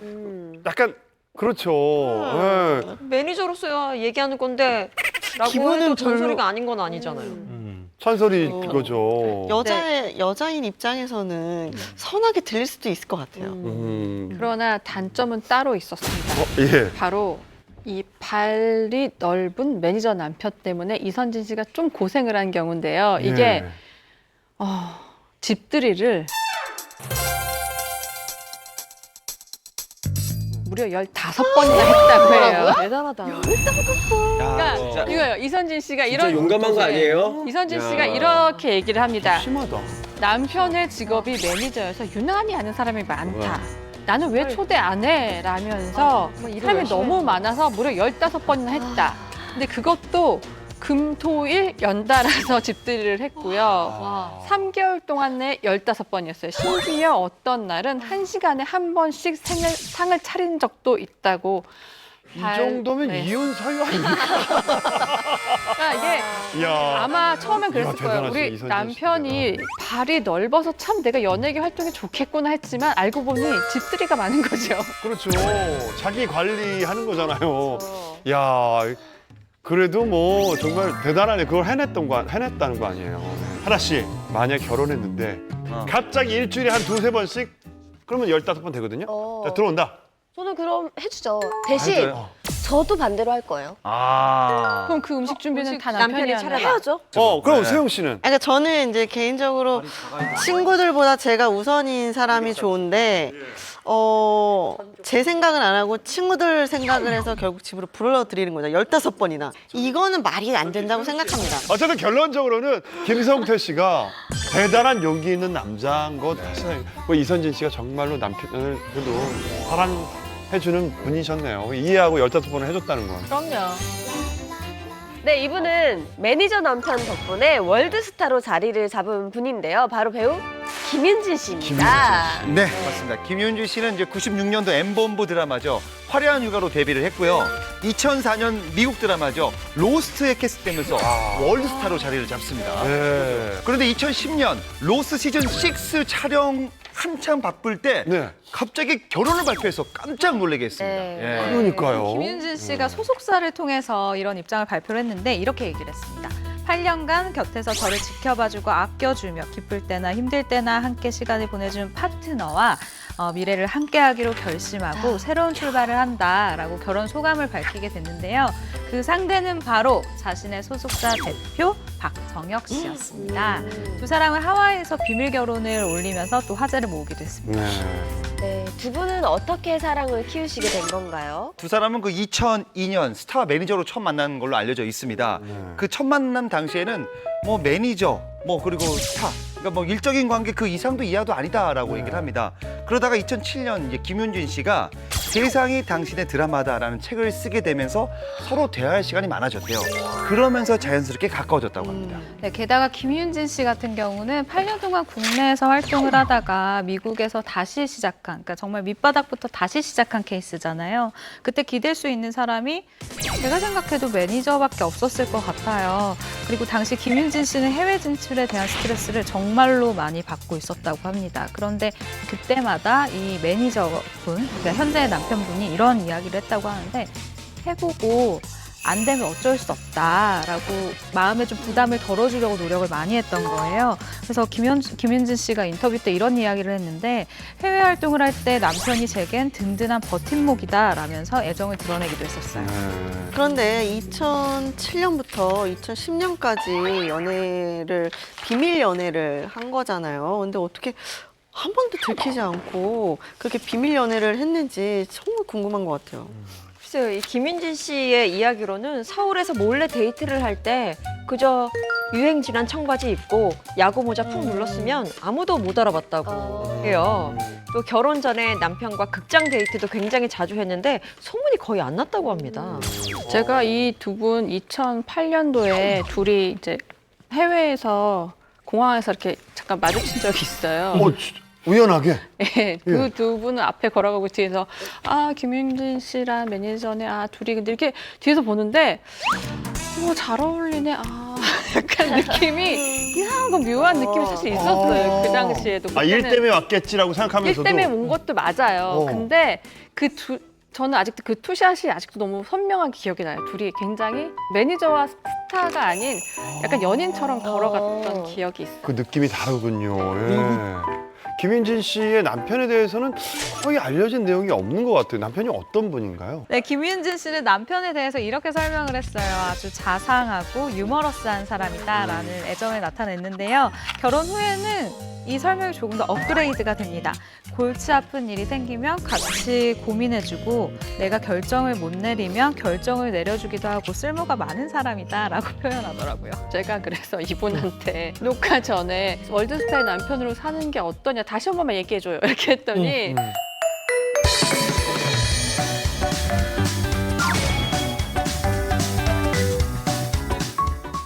김윤진 씨의 남편에 대해서는 거의 알려진 내용이 없는 것 같아요. 남편이 어떤 분인가요? 네, 김윤진 씨는 남편에 대해서 이렇게 설명을 했어요. 아주 자상하고 유머러스한 사람이다라는 애정을 나타냈는데요. 제가 그래서 이분한테 녹화 전에 월드스타의 남편으로 사는 게 어떠냐 다시 한 번만 얘기해줘요 이렇게 했더니 보통의 부부와 우린 똑같아요. 그들이 사랑하는 것처럼 난 사랑하고 있다. 다만 같은 업계에 있기 때문에 힘들 때 위로가 된다. 서로 도움을 줄 수 있다라고 얘기를 했어요. 네. 그리고 그 얘기도 한번 하더라고요. 남편이 매니저니까 일상생활에서도 이렇게 눈치를 좀 볼 거 아니에요? 아, 우리 아티스트의 생각이 지금 상태가 어떻지? 아, 목이 마른 것 같다? 그러면은 아내이기 전에 또 스타잖아요. 뭔가 준비를 착착착 다 해주는 거예요. 네. 그리고 이제 남편의 입장에서는 아, 내가 스타로만 케어했던 이 여자가 이제 나를 위해서 뭔가 음식을 해주고 날 기다려줄 때 좀 고마운 거죠. 근데 그 김윤준 씨는 남편을 만나기 전까지는 결혼에 대해서 굉장히 부정적이었다고 해요. 왜냐하면 이런 얘기를 합니다. 배우가 결혼하는 건 배우자에게 미안한 일이라고 생각한다. 밤늦게까지 촬영하거나 집에 못 들어갈 때도 있는데 온전한 아내나 엄마 노릇을 할 수 있을까? 결혼해도 연기를 할 수 있을까? 이런 생각을 했다고 해요. 근데 이런 부정적인 생각이 남편을 만나고 싹 사라졌다고 합니다. 바로 매니저 출신 남편의 남다른 외조 때문이었는데요. 네.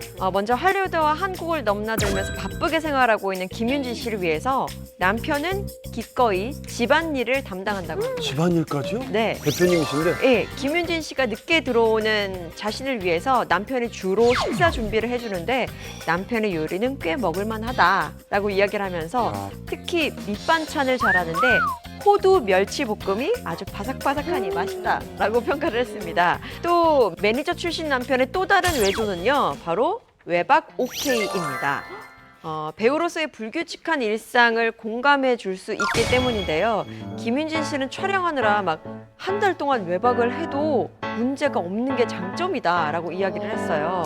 그러니까 같은 분야에 종사하기 때문에 굳이 이러쿵저러쿵 다 일일이 설명하지 않아도 다 이해해 줄 수 있는 게 장점이라고 이야기를 합니다. 아, 일이 얼마나 고되고 밤새우는 일인지 아니까. 김윤준 씨를 제가 99년에 같은 소속사에 있어봤거든요. 네. 담당했던 매니저가 어느 날 제 스케줄에 나왔는데 한식을 먹으면서 미친 듯이 먹더라고요. 그 왜 그런가 했더니 김윤준 씨는 한식을 안 드시대요. 왜냐면 오랫동안 외국 생활을 하고 있었기 때문에 한식을 그때만 못 드셨어요 그때. 그래서 매니저도 익숙한 음식, 이제 피자, 햄버거 그것만 드신 거예요. 그러다 보니까 매니저는 한식을 너무 먹고 싶은데 야, 이거 재밌어. 근데 이게 그때 촬영이 굉장히 길 동안 정말 너무 힘들어서 오, 한식을 못 먹으니까. 네, 한식을 너무나 잘 먹고 있는 제 매니저랑 잠깐 매니저끼리 이렇게 아. 크로스 해가지고 와서 한식을 먹고 다시 가서 힘내서 일했다는 그런 이야. 비밀 아닌 비밀이 매니저께서 이제 밥 먹고 싶으면 김가연 씨 매니저 한다고. 잠깐 제 스케줄에 와서 한식 먹고 충전한 다음에 다시 가서 또 며칠 김가연 씨 매니저가 되면 정말 밥 하나는 기가 막히게 먹죠. 예.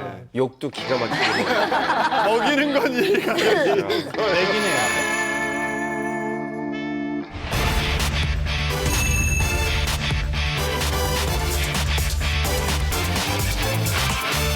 네, 이번에는 풍문 픽업 대신 연예계 사건에 대해서 토론을 해보는 시간을 좀 준비했는데요. 네. 황영진의 풍문 토크입니다. 네. 네네.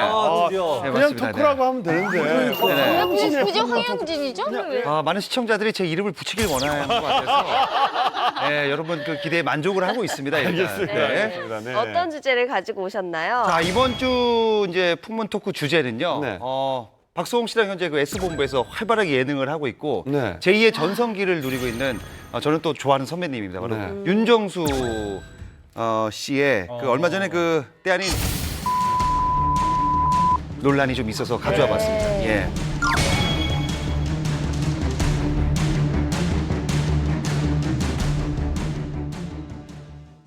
박수홍 씨랑 현재 그 S본부에서 활발하게 예능을 하고 있고 네. 제2의 전성기를 누리고 있는 저는 또 좋아하는 선배님입니다. 바로 윤정수 씨의 그 얼마 전에 그 때 아닌 SNS 이제 도찰 논란이 좀 있어서 가져와 봤습니다. 예. 도찰이 도둑 촬영을 했다는 말인가요? 네, 일단 뭐 여기에도 좀 논란이 있어요. 이게 도둑 촬영이냐 도둑 촬영이 아니냐 뭐 얘기가 있는데 일단 뭐 좀 말씀드리면은 지난 8월 16일이죠. 윤정수 씨가 이제 SNS에 이제 혼자 놀기 진수 뭐 혼자 카페 다니기라면서 이제 사진을 올리는데 그냥 평범한 셀카를 이제 올린 거예요. 근데 자세히 보면은 한 여성이 뒤에 찍혀 있어요. 그리고 사진과 함께 올린 글을 보면요. 누군가 알려줘서 혼자 가긴 했는데 재미진다, 재미죠. 카페 안에 여성분, 가게 안에 단둘인데 나한테 관심 1도 없으심이란 내용을 올립니다. 근데 여기에 대해서 이제 많은 글들이 좀 달려요. 여성분도 동의하지도 않았고 여성분 모르는데 이거 모자이크 처리해야 되는 거 아니냐? 혹시 뭐 도찰 아니냐 이런 얘기도 있고 이건 문제가 되지 않는다. 뭐 이 정도는 올릴 수 있지 않냐? 이런 얘기가 계속 왔다 갔다 하게 되는 거죠. 사실은 욕을 안 먹을 수 있으려면 그 문구에서 지정하지 말았어야 되는 그죠? 거예요. 혼자 놀기 한다. 네, 그냥 나 정도까지. 혼자 노리고 아무도 없고 저기 손님 여자 손님 한 분 계시네. 에이 이 정도면 되는데 윤정수 씨는 그 와중에도 자신과 소통하고 싶어하는 자신의 팔로워들한테 뭔가의 재미있거리 뭐 또 개그맨으로서 어떤 그런 문구를 또 하고 싶으니까 뭐 그런 식으로 이제 말씀을 하신 것 같은데 사실 그 포인트에서 많은 욕을 먹었던 거죠. 이거 한 장인가요? 그러니까 이제 논란이 이제 커지자 이제 윤정수 씨가 이제 여성분의 얼굴을 스티커로 가리게 되는 거죠. 그러면서 이제 다시 글을 올립니다. 본의 아니게 카페가 너무 조용하고 편안하다 보니까 아무 생각 없이 올렸다라면서 얼굴이 작게라도 나온 여성분에게 죄송하다 말씀드리면서 급수정을 했습니다. 미안합니다라고 이제 글을 올렸습니다. 네. 그렇다면 도대체 어디까지가 도찰이고 어디까지는 도찰이 아니다라고 그 기준을 혹시 명확하게 아시거나 아니면 혹시 의견이 있으신가요? 이 중에 우리가 저 뒤에 있는 사람이 나다, 본인이다라고 생각했을 때 어떤지 그것만 생각해보면 좀 쉽지 않을까요? 뭐 내가 범죄자가 아닌 이상 사실 별로 그렇게 상관없을 것 같아요. 우리 막 유명한 스타가 만약에 이렇게 셀카 찍으면 사실 지나가다가 막 어떻게든 자기가 뒤에 누르고 막 하지 않나요? 저는 그렇게 알고 있거든요. 그런 건 다르죠. 아니, 그러니까 그런 경우에는 이건 되고 저건 안 된다기보다는 저분은 물론 뭐 허락 없이 한 거는 맞지만 제가 저 정도였다면은 뭐 내가 뭐 치마를 지킨 것도 아니고 그냥 내가 앉아서 책을 보는 모습이 찍혔기 때문에 근데 그게 주인공이 됐잖아요. 저분의 핵심은 그러니까 이건 것 같아요. 저분의 의사가 중요하죠. 확인이 되느냐 안 되느냐인 것 같은데 예를 들어 저분은 저기 지금 카페에 앉아 있지만 어쩌면 저 데이트 폭행을 피해서 잠시 저기서 쉬고 있는 사람일 수도 있어요. 물론 이제 극단적인 상황을 가정하는 거지만, 그러니까 혹시 모른다는 거죠. 그리고 뭐 저분이 정말로 저기에 있는 거를 누군가에게 알려서는 안 되는 사람인데 저렇게 주목받음으로 해서 저 사람 얼굴이 나가는 것이 저 사람에게 꽤 큰 피해를 줄 수도 있는 일이잖아요. 물론 그 모든 것들을 다 감안해서 그러면 하나하나 다 따져가면서 사진 찍어야 되냐, 올려야 되냐 이렇게 뭐 말할 수도 있습니다만 적어도 윤정수 씨처럼 어느 정도 파급력이 있는 사람이 누군가를 콕 집어서 이야기할 때는 그 정도의 신중함은 가졌어야 된다는 거죠. 근데 진짜 SNS 속 인식이라고 해야 될까요? 이게 정말 빠르게 변하고 있어요. 정말 너무나도 빠르게 변하고 있어서 만약에 이 사진이 지난해나 지지난해였다면 아무 문제가 안 됐을 수도 있어요. 이게 정말 트렌드가 정말 빨리 변하기 때문에 특히나 이 SNS를 이용하는 주목받는 연예인들은 더 조심할 필요가 있는 것 같아요. 저도 이 기사를 접하고 나서 이제 여행지를 가서 이제 뒤에 굉장히 많은 외국인들이나 사람들이 있잖아요. 올리려고 하다가 이것도 올리면 안 되나? 어디까지가 허용이 되고 안 되는 건지가 잘 모르겠더라고요. 제가 비슷한 일이 있었는데 지우면 뭔가 더 너무 죄를 지은 것 같죠? 너무 이상한 것처럼 또 나쁜 짓을 한 것처럼. 그렇게 정말. 느껴져서 저는 그래서 얼마 전에 이제 비행기를 타고 해외 나갈 때 왜 인증샷 있잖아요. 비행기 안에서 나 이제 출발 잘 다녀올게요 하는데 찍었는데 이 의자 사이로 뒤에 있는 여자분이 찍혔어요. 근데 그 여자분이 깜짝 놀라시더라고요. 그래서 죄송합니다. 제가 이거 안 올릴게요. 다시 저만 찍을게요. 잠깐만 피해 주시겠어요? 이게 자꾸 각도에 나와서 이렇게 상대방한테 꼭 인지를 시켜야 되겠다라는 생각이 들더라고요. 근데 홍석천 씨는 SNS를 자주 하고 잘 활용하시니까 그걸 네. 알잖아요. 네. 근데 윤정수 씨는 사실 SNS 활용을 이제 처음 하는 안 해요. 거고 예. 잘 못하니까 뒤늦게 그걸 쫓아오는 애들이 모르는 꼭 거죠. 그런 실수를 하더라. 몰라서 또 저렇게 참으로 또 실수를 겪는 건데 사실 맞아요. 연예인이다 보니까 더 많은 집중을 받는 것 같아요. 그래서 저는 반대로 질문하고 싶은 게 우리 연예인들이 아까 얘기하셨잖아요. 개인적인 이제 상황에서 일단 내가 뭐 어디서 졸고 있었어요. 그런데 누군가가 나를 도찰을 해서 뭐 자기 SNS나 블로그나 가끔 이렇게 후기처럼 올리는 경우 있어요. 그러면 맞아요. 이게 도찰의 범주에 속한가요? 그럼요. 문제 속해요. 그러면 우리도 반대로 글을 뭐라고 할 수 있는 상황인 거예요? 그러니까 저희는 이제 유명인이기 때문에 거기에 대해서는 또 그렇게 말을 아니 근데 제가 인식을 좀 저는 좀 정확하게 해줘야 될 것 제가 같아요. 전에 그 어떤 그 경기장에 갔다가 어떤 팬분이 저를 찍으시는 것 같길래 제가 이제 친절히 V자를 해드렸어요. 근데 그거 모습을 어떤 분이 찍었는데 저를 찍는 분인 줄 알았는데 그분이 자기 그거를 찍으신 분을 그리고 올리신 분을 저는 어떻게 너무 무언하고 굴욕적이죠. 연예인으로서 수치심을 느꼈습니다. 내리라고 할 방법을 모르겠는데 어떻게 해야 되나? 이것도 그러면 도찰인가요? 유명인인가요? 도찰이라는 게 뭐 법정 용어가 아니기 때문에 네. 뭐 어디서부터 어디까지라고 명확하게 우리가 뭐 선을 긋는 건 쉽지는 않은데 네. 인지는 하고 있으나 그러니까 그 사람이 막 셀카를 저기서 내 각도가 나올 수 있는 쯤에서 하고 있으나 내가 뭐 어차피 지금 뭐 책 읽고 있고 커피 마시고 있는데 굳이 뭐 나오든 말든 큰 상관이 없다. 이게 꼭 반드시 적극적 동의라든지 아니면 싫다라는 것까지는 아니지만 뭐 인지 정도는 하고 있는 거죠. 이 정도면 뭐 도찰의 범위 좀 벗어나는 수준인 것 같아요. 그래서 지금 저 찍히는 분이 내가 찍힌다는 것을 모르는 상황이라면 그건 아마도 좀 도찰에 가깝지 않겠는가 이렇게 좀 볼 수 있지 않을까 싶습니다. 네. 박수홍 씨가 아무래도 윤정수 씨랑 제일 가까우시니까 네. 이번 논란 이후에 윤정수 씨는 어떻게 지내고 계신지 혹시? 저 연락 안 했습니다. 예, 이게 안 좋을 때 아무래도 괜히 조금, 연락하면 그게 또 가까우니까. 뭐이 직업적으로 뭐 나쁜 게 꼭 아니라고 생각해요. 윤정 씨도 많이 배웠고 예, SNS에 뭐 그런 어떻게 해야 된다는 것도 대처도 네. 저희들도 이번 예, 기회를 예, 예. 통해서 많이 굉장히 많이 알게 되고 생각하게 저도 되고 배우게 됐어요. 배우고 오프닝으로 다 네, 지나갔어요. 네. 이좀 실수죠. 오늘 풍문으로 들어오쇼에서는 각별한 우정부터 불화까지 스타와 매니저를 둘러싼 다양한 이야기를 나눠봤는데요. 가까운 사이일수록 이 좋은 관계를 유지하기가 좀 힘든 것 같습니다. 네. 네, 풍문으로 들어쇼는 다음 주에 더욱더 반짝반짝한 스타들의 이야기로 찾아오겠습니다. 여러분 고맙습니다. 고맙습니다. 수고하셨습니다. 고맙습니다.